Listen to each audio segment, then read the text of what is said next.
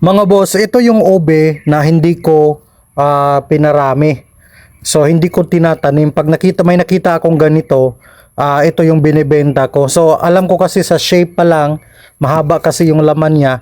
So yan yung binebenta ko talaga, siniseparate ko. Tapos dito sa Bohol, itong mga baligunhon, ganito, mga deep purple. So hindi to kinampay, hindi ito kinampay na ube. So dito sa amin kasi yung kinampay, yung medyo bilog, yan yung mahal na ube, yan yung hinahanap ng mga buyer.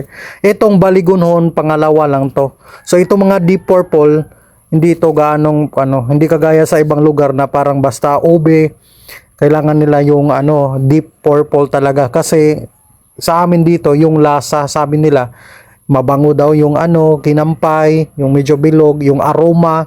Tapos sabi ng buyer, yan yung talagang nire-request. So kasi pag bumili yung buyer galing sa Europe, galing sa ibang bansa, may representative siguro pumupunta, di nila pinapaalam daw na kung anong variety. Tapos nagbigay lang sila ng mga sample, mag-product testing siguro sila, hindi ko alam kung paano nila ginawa yun, basta di nila pinaalam yung variety. Tapos ang pinili ng buyer, ang pipiliin talaga ng buyer always yung kinampay, yung original kinampay. So, yan yun talaga. So, hindi pa sikat yung ube. Dito sa Bohol may ube festival na.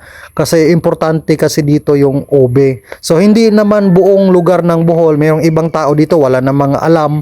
Pero sa amin kasi dito sa Talibon ako, lumaki ako na yung mga grandparents ko nag-aalaga ng ube. So, ako yung nagpapatuloy.